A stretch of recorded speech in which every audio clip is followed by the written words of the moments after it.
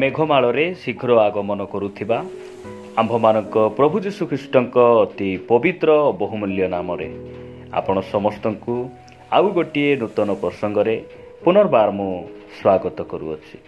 प्रिय प्रभुଙ୍କ लोकमाने आसंतु आज मध्य प्रभुଙ୍କ वाक्यरु आमे आउ गोटे नूतन प्रसंगरे अल्प समय कथाबार्ता हेबा। आज आमे जो प्रसंगरे कथाबार्ता हेबा सेही प्रसंगर शीर्षक हला बाइबल अनुसार तीन प्रकार निद्रा कौन अटे। बाइबल अनुसार तीन प्रकार निद्रा कौन अटे। आज आमे प्रभुଙ୍କ वाक्यरु अल्प समय कथाबार्ता हेबा। वास्तव रे निद्रा विषय रे बाइबल आमानकु कौन कहे। मु आपण मानक निकटरे प्रथम निद्रा विषय रे प्रभुଙ୍କ वाक्यरु कहिबा पई चाहे। आपण माने मो सहित गीत संगीता 127 अध्याय को आसीबे। 127 गीत तार दुई पदरे ए प्रकार लिखा जाए, तुम्भे माने जे प्रभात रे उठ और एते विलंब रे विश्राम कर आउ शांतिर खाद्य भोजन कर, यह तुम्भ मानक पक्षरे वृथा। शेष अंश रे लिखा जाए, कारण सही प्रकारे से आपना प्रियतम को निद्रा दियंती। प्रभुଙ୍କ नामर गौरव हो।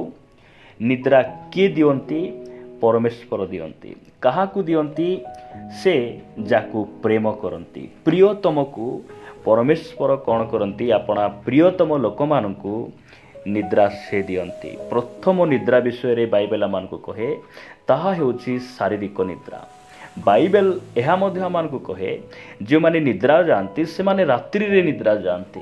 आउ एही निद्रा विषय रे प्रथम विषय आमे देखुचु जे शारीरिक निद्रा, जहाँ आमे समस्ते सकाळे उठी आमे विभिन्न काम कार्य को जाऊ एवं निज घर को आसिला परे आमे संध्यारे आमे भोजन कला परे आमे निज सज्जारे आमे निद्रा जाऊ। एही निद्रा जणे व्यक्ति पाइबा भल निद्रा हेबा यह परमेश्वर अनुग्रह अटे, ताहांको आशीर्वाद अटे। कारण ताहांकर प्रियतम लोक मानकू परमेश्वर निद्रा दियंती। अनेक भाई भौणी माने कहिबा मु शुणिछि, आपण मध्य शुणिथिबे जे आम जणे भाई को भौणी को 2 वर्ष हैला निद हे नाही, 3-4 मास हैला मते दिन रे किबा रात्रि रे मध्य निद आसु नाही। ए प्रकार मध्य अनेक भाई भौणी माने कहिबा आमे शुणिछु। मात्र प्रभुଙ୍କ नामर गौरव हो। प्रिय भाई भौणी माने आमे चाहिए भल भल खटिया आमे किनि पारू, आमे भल भल बेडसीट किनि पारू, भल भल बेडरूम गुडी को आमे सजाई पारू, मात्र निद्रा आमे निजे उत्पन्न करि न पारू। निद्रा परमेश्वर दियंती। प्रथम विषय आमे देखुछु जे शारीरिक निद्रा। यह होची शारीरिक निद्रा जहाँ एदन उद्यान रे परमेश्वर आदम को से घर निद्रा रे रखी ताहांकर पंजर खंड नहीं से हवा को निर्माण कले, स्त्री निर्माण कले। सेति पाई आमे प्रथम रे देखुछु जे शारीरिक निद्रा। यह बाइबल आमान को स्पष्ट भाव रे कहे। द्वितीय विषय मु आपण मान को निकट रे रखिबा पाई चाहे। द्वितीय निद्रा विषय रे बाइबल आमान को कोन कहे। आपण माने एफिसियो पुस्तक 5 अध्याय को आसीबे। एफिसियो पुस्तक 5 अध्याय 14 पदरु मु 16 पद पर्यंत पढ़िबा पाई चाहे। लिखा जाए, एणु उक्त अछि, हे निद्रित जाग, मृत मानक मध्यरु उठ, पुनि ख्रीष्ट तुमको आलोक प्रदान करिवे। अतएव अज्ञान परि न होई ज्ञानी परि निज निज आचरण संबंध रे विशेष सावधान हुओ, पुनि सुजगर सद्व्यवहार कर, कारण काल मंद अटे। एही निद्रा बहुत बहुत गुरुत्वपूर्ण। यह ख्रीष्ट विश्वासी निमंते जानिबा अति अति आवश्यक अटे। प्रिय प्रभुଙ୍କ लोक माने एही निद्रा को आमे आत्मिक निद्रा बोली कहि पारू। एही निद्रा को अदृश्य निद्रा बोली आमे कहि पारू। मंडली रे रही जो भाई भौणी माने यह विशेष करी साधु पाउल एफिसियो मंडली निकट को एही पत्र से लिखुचंती। आजिर एही मंडली निमंते मध्य एही वाक्य अति गुरुत्वपूर्ण अटे। जो भाई भौणी माने से माने आखि देखी देखी से माने सुनती। अनेक समय रे आमे चर्च रे जो भाई भौणी माने वाक्य शुणुथिबा समय रे ପ୍ରାର୍ଥନା କରୁଥିବା ସମୟରେ ଗୀତ ଗାନ କରୁଥିବା ସମୟରେ ଯେମାନେ ଶୁଅନ୍ତି, ଯେମାନେ ଢୁଙ୍କ୍ରାନ୍ତି, ଯେମାନେ ଝୁମନ୍ତି, ସେମାନଙ୍କୁ ଆମେ କ'ଣ କରିଥାଉ? ଅନୁଯୋଗ କରିଥାଉ। ଅନେକ ସମୟରେ ପରସ୍ପର ମଧ୍ୟରେ ଆମେ ଆକ୍ଷେପ କରି ମଧ୍ୟ ଆମେ କହିଥାଉ। ମାତ୍ର ଏହି ବାକ୍ୟମାନଙ୍କୁ କହେ ଯେମାନେ କି ଆଖି ଦେଖି ଦେଖି ସେମାନେ ଶୁଅନ୍ତି। ଏହି ବାକ୍ୟର ଅର୍ଥ କ'ଣ? ପ୍ରିୟ ଭାଇ ଭଉଣୀମାନେ, ଜଣେ ବ୍ୟକ୍ତି ଯଦି ଘରେ ରହି ରାତ୍ରି ସମୟରେ ଯେତେବେଳେ ଜଣେ ବ୍ୟକ୍ତି ଆସି ଘରର ସୁନା ଗହଣା ଟଙ୍କା ଯାହା ବି ନେଇଯାଇଥିବା ସମୟରେ ଯଦି କିଛି ଜାଣିପାରୁନାହାନ୍ତି, ସେହି ବ୍ୟକ୍ତି ହେଉଛନ୍ତି ନିଦ୍ରାରେ ମଗ୍ନ ହୋଇଥିବା ବ୍ୟକ୍ତି, ସେ ଶୋଇପଡ଼ିଥିବା ବ୍ୟକ୍ତି। ପ୍ରିୟ ପ୍ରଭୁଙ୍କ ଲୋକମାନେ, ଚୋର ଆସିବା ସେ ବ୍ୟକ୍ତି ଜାଣିପାରେ ନାହିଁ ଯେଉଁ ବ୍ୟକ୍ତି ଶୋଇଥାଏ। ଆଜି ମଣ୍ଡଳୀରେ ଆପଣ ଦେଖିବେ, ମଣ୍ଡଳୀ ବାହାର ଲୋକମାନଙ୍କୁ ପ୍ରଭୁ ଯୀଶୁଖ୍ରୀଷ୍ଟ ତାହାଙ୍କର ଆଗମନ ବିଷୟରେ ସେ କହିନାହାନ୍ତି, କିନ୍ତୁ ମଣ୍ଡଳୀରେ ଥିବା ଆମ୍ଭମାନଙ୍କୁ ସେ କହିଲେ ଯେ ମୁଁ ଶୀଘ୍ର ତୁମ୍ଭ ନିକଟକୁ ଆସୁଛି। ତୁମର ମୁକୁଟ ଯେପରି କେହି ହରଣ କରି ନ ନୁହେଁ, ସେଥିପାଇଁ ତୁମେ କ'ଣ କର? ତାକୁ ଦୃଢ଼ ରୂପେ ତୁମେ ଧରି ରଖ, ମରଣ ପର୍ଯ୍ୟନ୍ତ ବିଶ୍ୱସ୍ତ ରୁହ। ସେ କହୁଛନ୍ତି ଆମ୍ଭେ ଶୀଘ୍ର ତୁମ ନିକଟକୁ ଆସୁଛୁ। ଏହି କଥା ଜାଣିଲା ପରେ ମଧ୍ୟ ଆଜି ମଣ୍ଡଳୀରେ ରହି ଅନେକ ଭାଇ ଭଉଣୀମାନେ ସେମାନଙ୍କୁ କିଛି ପରି ଲାଗୁନାହିଁ। କାରଣ ଜଣେ ଶୋଇଥିବା ବ୍ୟକ୍ତି ଘରେ କିଏ ଆସୁଛି, କ'ଣ କରୁଛି, କ'ଣ ନେଇଯାଉଛି ସେ ଜାଣିପାରେ ନାହିଁ। ଠିକ୍ ସେହିପରି ଆଜି ମଣ୍ଡଳୀରେ ରହି ଅନେକ ଭାଇ ଭଉଣୀମାନେ ସେମାନେ ଆତ୍ମିକ ଭାବରେ ସେମାନେ ନିଦ୍ରାରେ ମଗ୍ନ ହୋଇଗଲେ।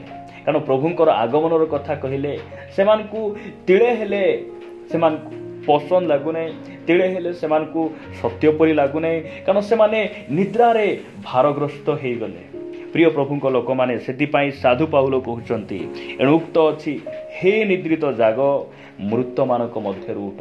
ମୃତମାନେ କିଏ? ଯେଉଁମାନେ ପରମେଶ୍ୱରଙ୍କ ଠାରୁ ଅଲଗା ହୋଇଯାଆନ୍ତି, ପରମେଶ୍ୱରଙ୍କର ଅବାଧ୍ୟ ହୋଇ ଅଲଗା ହୋଇଯାଆନ୍ତି, ସେମାନେ ଜୀବିତ ଥିଲେ ହିଁ ମୃତ ଅଟନ୍ତି। ଏବଂ ଯେଉଁମାନେ ଭୋଗ ଅଭିଳାଷରେ ଆସକ୍ତ, ସେମାନେ ଜୀବିତ ଥିଲେ ହିଁ ମୃତ ଅଟନ୍ତି। କେବଳ ଜଗତର ସୁଖ ଶାନ୍ତି, ଘର ଗାଡ଼ି ଘୋଡ଼ା ବିଭିନ୍ନ ସୁବିଧା ଗୁଡ଼ିକ ପାଇବା ପାଇଁ ସେମାନେ କେବଳ କଳେ ବଳେ କୌଶଳେ ସେମାନେ ପ୍ରାଣପଣ କରି ଏହିସବୁ ବିଷୟ ନିମନ୍ତେ ଆସକ୍ତ ହୁଅନ୍ତି। ସେମାନେ ଜୀବିତ ଥିଲେ ହିଁ ମୃତ ଅଟନ୍ତି। ଆଉ ଏମାନଙ୍କୁ ଦେଖି ମୁଁ ମଧ୍ୟ ସେ ପ୍ରକାର ହେଲେ ହେଇଥାନ୍ତା, ମୁଁ ମଧ୍ୟ ତାଙ୍କ ସହିତ ରହିଲେ ହେଇଥାନ୍ତା, ମୁଁ ମଧ୍ୟ ତାପରି ବଞ୍ଚିଲେ ହେଇଥାନ୍ତା, ଏହି ପ୍ରକାର ଯେଉଁମାନେ ଭାବୁଛନ୍ତି, ଏମାନେ ଆଖି ଦେଖି ଦେଖି ନିଦ୍ରାଗ୍ରସ୍ତ ଥିବା ଲୋକମାନେ ଅଟନ୍ତି। ପ୍ରିୟ ପ୍ରଭୁଙ୍କ ଲୋକମାନେ, ପ୍ରଭୁ ଆମମାନଙ୍କୁ ଅନୁଗ୍ରହ କରନ୍ତୁ ଯେ ଏହି ନିଦ୍ରା ଆତ୍ମିକ ନିଦ୍ରା ବା ଅଦୃଶ୍ୟ ନିଦ୍ରା, ସେମାନେ ଆଖି ଦେଖୁଥାନ୍ତି, ବୁଲନ୍ତି, ଚାଲନ୍ତି, ମାତ୍ର ପ୍ରଭୁଙ୍କର ବିଷୟରେ ବା ବାକ୍ୟ ବିଷୟରେ ସ୍ୱର୍ଗର ପରମେଶ୍ୱର ଯେ ଆମକୁ କ'ଣ କହୁଛନ୍ତି, ଆମକୁ କେଉଁ ପଥରେ ଚାଲିବା ପାଇଁ ସେ ପରାମର୍ଶ ଦେଉଛନ୍ତି, ଏହିସବୁ ବିଷୟ ସେମାନଙ୍କୁ ଜଣାପଡ଼େ ନାହିଁ। କାରଣ ସେମାନେ ଆତ୍ମିକ ନିଦ୍ରାରେ ନିଦ୍ରାଗ୍ରସ୍ତ ଅଟନ୍ତି। ପ୍ରଭୁଙ୍କ ନାମର ଗୌରବ ହେଉ। ପ୍ରଭୁ ଆମମାନଙ୍କୁ ଅନୁଗ୍ରହ କରନ୍ତୁ। ସମୟ ଯେ ଅତି ଅଳ୍ପ, ଏହା ଜାଣିଲେ ମଧ୍ୟ ଅନେକ ସମୟରେ ମଣ୍ଡଳୀର ଭାଇ ଭଉଣୀମାନେ ସେମାନେ ଅବାଧ୍ୟ ହୁଅନ୍ତି, ପ୍ରଭୁଙ୍କୁ ଦୁଃଖ ଦିଅନ୍ତି, ପ୍ରଭୁଙ୍କୁ ପିଠି ଆଡ଼କୁ ପକାନ୍ତି, ବାକ୍ୟକୁ ସେମାନେ ପିଠି ଆଡ଼େ ଫିଙ୍ଗି ଦେଇ ନିଜ ଇଚ୍ଛାରେ ସେମାନେ ଜୀବନଯାପନ କରୁଅଛନ୍ତି। କାରଣ ସେମାନେ ଆତ୍ମିକ ନିଦ୍ରାରେ ସେମାନେ ଭାରଗ୍ରସ୍ତ ହୋଇଗଲେ, ଆତ୍ମିକ ନିଦ୍ରାରେ ସେମାନେ ମଗ୍ନ ହୋଇଗଲେ।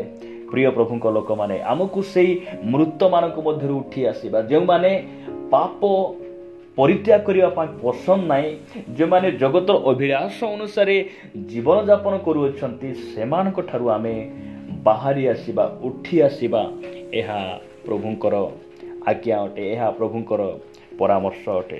ଶେଷ ବିଷୟ ଆମେ ଦେଖିବା ଯେ ନିଦ୍ରା ବିଷୟରେ ବାଇବେଲ ଆମ୍ଭମାନଙ୍କୁ କ'ଣ କହେ। ମୁଁ ଶେଷ କଥା ଆପଣମାନଙ୍କୁ କହି ସମାପ୍ତ କରିବା ପାଇଁ ଚାହେଁ। ଆପଣମାନେ ମୋ ସହିତ ପ୍ରଥମ ଥେସଲୋନିକୀୟ 4 ଅଧ୍ୟାୟକୁ ଆସିବେ। ପ୍ରଥମ ଥେସଲୋନିକୀୟ 4 ଅଧ୍ୟାୟ ତାର 13 ପଦ ମୁଁ ପଢ଼ିବା ପାଇଁ ଚାହେଁ। ପ୍ରଥମ ଥେସଲୋନିକୀୟ 4 ଅଧ୍ୟାୟ 13 ପଦରେ ପ୍ରକାର ଲେଖାଯାଏ, ହେ ଭାଇମାନେ, ଭରସାହୀନ ଅନ୍ୟ ସମସ୍ତଙ୍କ ପରି ତୁମ୍ଭେମାନେ ଯେପରି ଶୋକାକୁଳ ନ ହୁଅ, ଏଥି ନିମନ୍ତେ ମହାନିଦ୍ରା ପ୍ରାପ୍ତ ଲୋକମାନଙ୍କ ବିଷୟରେ ତୁମ୍ଭେମାନେ ଯେ ଅଜ୍ଞ ଥାଅ, ଏହା ମୋହର ଇଚ୍ଛା ନୁହେଁ। ତୁମ୍ଭେମାନେ ଯେ ଅଜ୍ଞ ଥାଅ, ଏହା ଆମ୍ଭମାନଙ୍କର ଇଚ୍ଛା ନୁହେଁ। ପ୍ରଭୁଙ୍କ ନାମର ଗୌରବ ହଉ। ପ୍ରିୟ ଭାଇ ଭଉଣୀମାନେ, ତୃତୀୟ ନିଦ୍ରା ହେଲା ମହାନିଦ୍ରା। ତୃତୀୟ ନିଦ୍ରା ବିଷୟରେ ବାଇବେଲ ଆମମାନଙ୍କୁ କ'ଣ କହେ? ତାହା ହେଉଛି ମହାନିଦ୍ରା। ମହାନିଦ୍ରା ବୋଲି କହିଲେ ଶାରୀରିକ ମୃତ୍ୟୁ। ସାଧୁ ପାଉଲ ତେସଲୋନିକୀୟ ମଣ୍ଡଳୀର ବିଶ୍ୱାସୀମାନଙ୍କୁ ସେମାନେ କହୁଛନ୍ତି, ସେ ପରାମର୍ଶ ଦେଉଛନ୍ତି ଯେ ମହାନିଦ୍ରା, ଯାହାକି ପ୍ରଭୁଙ୍କ ଠାରେ ଥାଇ ଯେଉଁମାନେ ମୃତ୍ୟୁବରଣ କରିଛନ୍ତି, ଶାରୀରିକ ଭାବରେ ଯେଉଁମାନେ ମୃତ୍ୟୁବରଣ କରିଛନ୍ତି, ବାଇବେଲ ତାହାକୁ ମରଣ ବୋଲି କହେ ନାହିଁ। ଜଗତର ଲୋକମାନେ ସେ ମୃତ୍ୟୁଭୋଗ କଲେ, ମରିଗଲା, ଆଉ ଏହି ପ୍ରକାର କଥା ଜଗତର ଲୋକମାନେ କହନ୍ତି। ମାତ୍ର ବାଇବେଲ କହେ ମହାନିଦ୍ରା। ଏହା ହେଉଛି ମହାନିଦ୍ରା।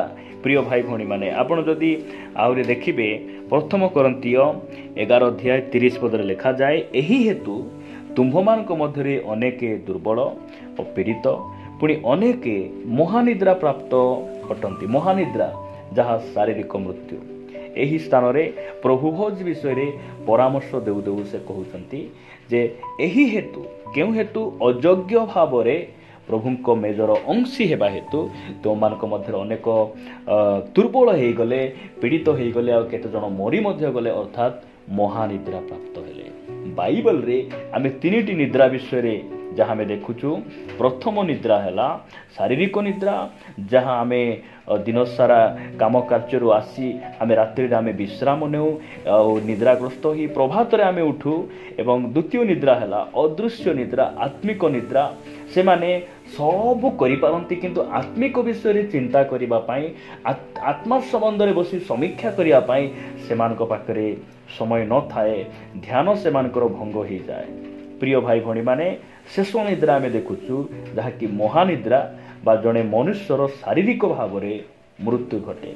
ଏହି ପ୍ରକାର ଭାବରେ ବାଇବେଲ ଆମମାନଙ୍କୁ ପରାମର୍ଶ ଦିଏ ଏବଂ ଶିକ୍ଷା ଦିଏ। ପ୍ରଭୁ ଆମମାନଙ୍କୁ ଏହି ବାକ୍ୟ ଦେଇ ପ୍ରତ୍ୟେକଙ୍କୁ ପ୍ରଚୁର ଭାବରେ ଆଶୀର୍ବାଦ କରନ୍ତୁ। ଆମେନ୍।